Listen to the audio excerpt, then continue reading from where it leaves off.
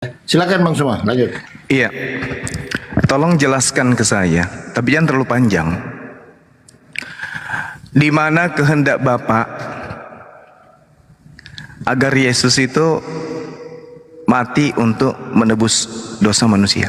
Sekali lagi saya katakan, di mana kehendak Bapak, di mana kehendak Allah agar manusia datang untuk menebus dosa-dosa orang Romawi?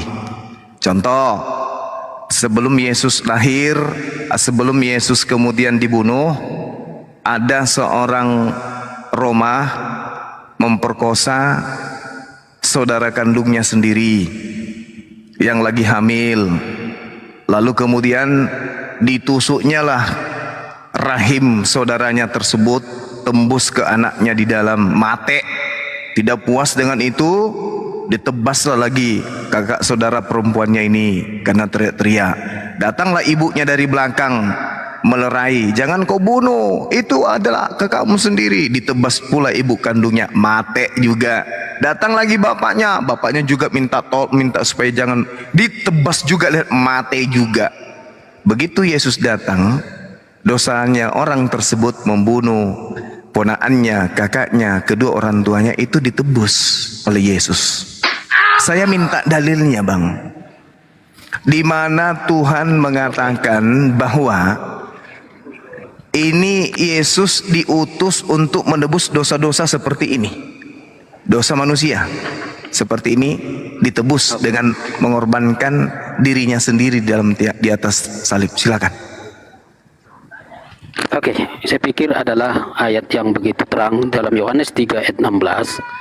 Karena begitu besar kasih Allah akan dunia ini, sehingga Ia telah mengaruniakan anaknya yang tunggal, supaya setiap orang yang percaya kepadanya tidak binasa, melainkan beroleh hidup yang kekal. Jadi Allah itu di dalam karakter dasarnya, meskipun manusia jatuh ke dalam dosa, Allah begitu membenci dan harus menghukum. Yang saya minta yang jadi tumbal, Bang, ini mohon maaf, yang saya minta, ini kan percaya. Ini kan bagi setiap orang yang percaya, bukan bagi setiap orang yang menyalib. Yang saya minta, di mana dalilnya bahwa dosa-dosa seperti ini Tuhan hapuskan melalui pembunuhan terhadap Yesus yang dikasihi. Silakan. Oke, baik. Tapi jelas saya akan Yohanes 3:16 lalu akan saya bergeser ke ayat yang lain. Yohanes 3:16 kembali saya katakan, coba diperhatikan kata-kata yang ada di situ yang dimulai dengan karena begitu besar kasih Allah akan dunia ini sehingga Ia mengaruniakan anaknya yang tunggal, ya. Jadi kasih itu sebagai dasar, lalu oleh karena kasih itu maka kata sehingga mempertegas tindakan yang berikutnya akibat dari kasih itu, lalu mengaruniakan anaknya.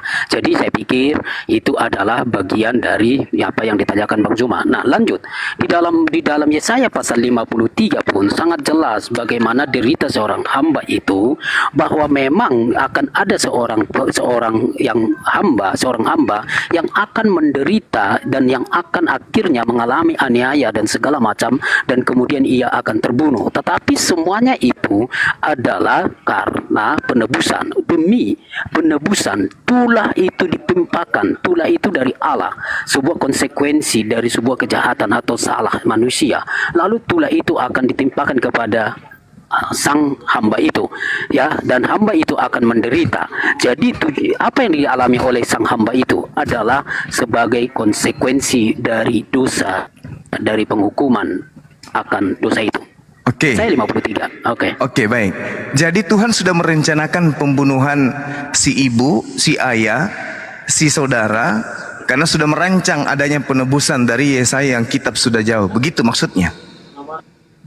Jadi Tuhan sudah merancang ini sehingga orang-orang termasuk yang membunuh ibunya, membunuh anaknya sendiri dan seterusnya, itu sudah dirancang semuanya sampai harus ngais-ngais ke Yesaya 53 itu. Padahal kalau saudara ini melepaskan cangkang Roma, itu tidak akan pernah Anda bisa ucapkan. Anda malu mengatakan itu, malu. Kita lihat Yohanes 3 nomor 16. Karena begitu besar kasih Tuhan akan dunia ini, sehingga ia mengeruniakan hambanya yang tunggal, supaya setiap orang yang percaya kepadanya tidak binasa. Percaya. Bagaimana poin percayanya?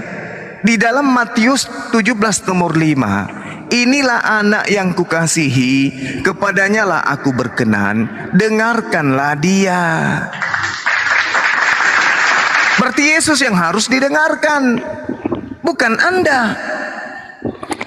Yesus di dalam Matius 19 ketika ditanya, "Guru, bagaimana caranya saya bisa masuk surga?" Yesus mengatakan, "Jangan kau membunuh."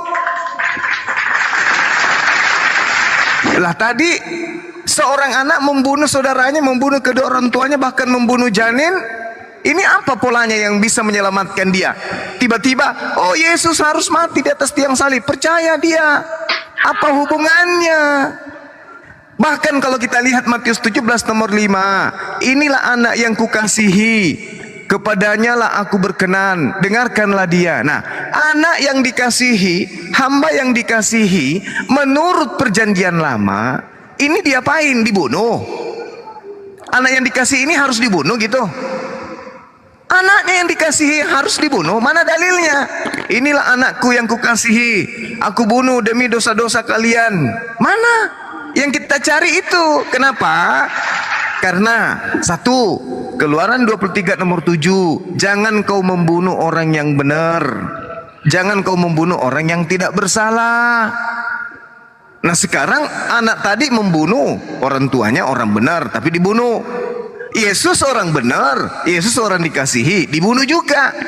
Jadi konsep pembenarannya mana? Dosa waris itu mana?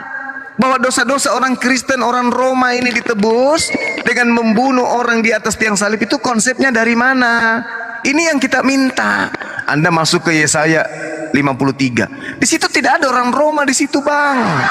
Yesaya 53 itu bercerita tentang orang Yahudi, Israel, penderitaan mereka ketika mereka di masa pembuangan. Kita di situ bukan orang Kristen, kita di situ Bani Yakob. Jangan diambil-ambil datanya orang. Yang kita minta sekarang ini yang tegas, bahwa Tuhannya Kristen datang ke dunia menjadi bayi untuk menebus dosa orang Kristen. Apa pola yang orang Kristen bisa jadikan sebagai acuan? Mana dalilnya? Kenapa? Karena di ajaran Yesus, Imamat 1 nomor 2 sampaikan kepada orang Israel, apabila mereka ingin mempersembahkan korban tebusan kepada Elohim, hendaklah mereka mempersembahkan hewan ternak dari domba, kambing, sapi, lembu. Mana manusia? Sedangkan yang mempersembahkan manusia itu hanya dewa Molok. Nah sekarang tolong, sekali lagi saya pertanyakan, sekali lagi, tolong tunjukkan di mana kehendak Bapa membunuh orang yang suci demi untuk menghapuskan dosa-dosa laknatullah yang membunuh ibu dan bapaknya tadi. Silakan.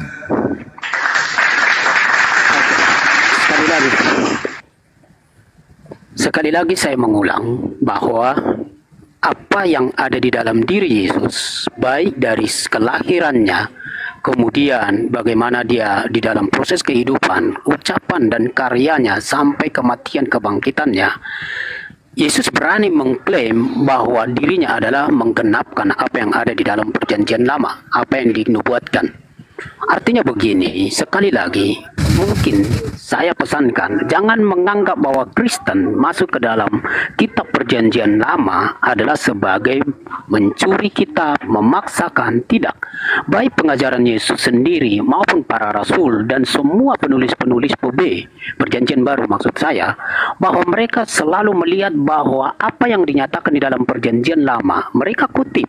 Mereka lihat itu sebagai sebuah nubuat dan kemudian penggenapannya ada dalam diri Yesus. Artinya benar, poin saya bahwa perjanjian baru termasuk gereja adalah sebagai yang termasuk memiliki, mewarisi dan memegang kitab perjanjian lama. Sehingga ketika sebut tadi Yesaya pasal 53 itu orang Yahudi, yes, itu itu disampaikan oleh siapa yang disebutkan. Mohon diperhatikan, ketika memahami Alkitab harus diperhatikan, kitab itu ditulis kepada siapa, untuk siapa. Nah, mungkin itu hal yang baru lagi ketika memahami kata kepada dan untuk. Nah, bagi kami sekali lagi saya jelaskan soal kitab suci. Kitab suci itu ditulis di zaman mereka oleh mereka untuk kepentingan mereka. Sekali lagi kepada mereka.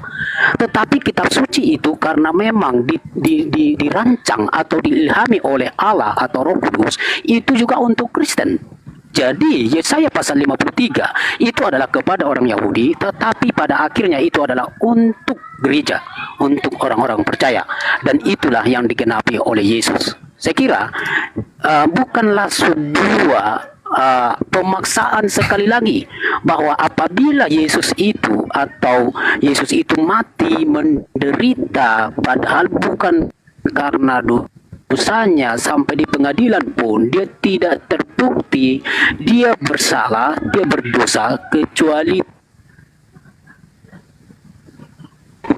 tuduhan yang karena dosa, bukan karena dosanya dia, karena penyakit kita. Yesaya sebutkan sebagai konsep dasar penobatan di dalam perjanjian lama. Saya kira itu. Iya.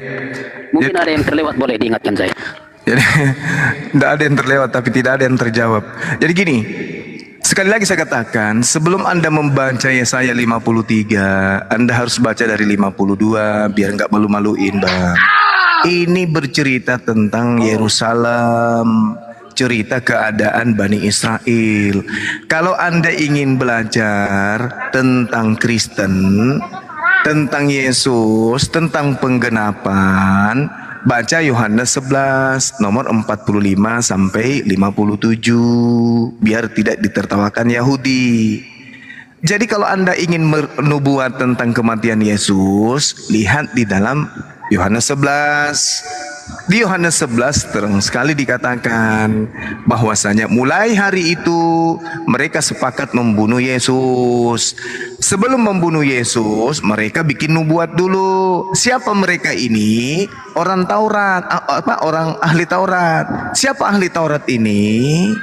Ahli Taurat ini adalah orang yang kemudian pemilik daripada siapa? Pemilik siapa? Pemilik Yesaya 53. Kalau pemilik Yesaya 53 bikin nubuatan baru, lalu bagaimana mungkin kemudian Anda menjadikan Yesaya 53 ini sebagai dasar?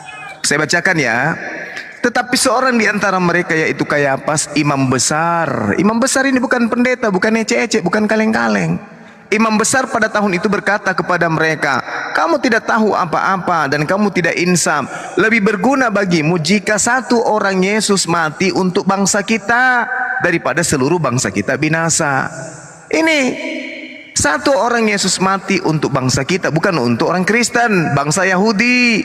Hal itu dikatakannya bukan dari dirinya sendiri, tetapi sebagai imam besar, bukan pendeta, bukan ecek-ecek ini, tetapi sebagai imam besar pada tahun itu, Kayafas bernubuat bahwa Yesus akan mati untuk bangsa itu.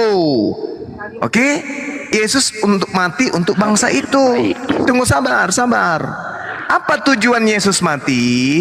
Dikatakan, apabila kita membiarkan Yesus, maka semua orang akan percaya kepadanya. Dan kalau itu terjadi, orang-orang Roma akan datang dan merampas tempat suci kita dan bangsa kita.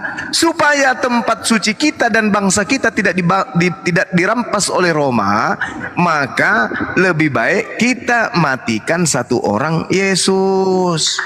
Jadi Yesus dimatikan, dibunuh itu untuk supaya tempat suci Yahudi dan bangsa Yahudi tidak dirampas oleh Romawi. Tak ada hubungannya dengan Kristen, Pak.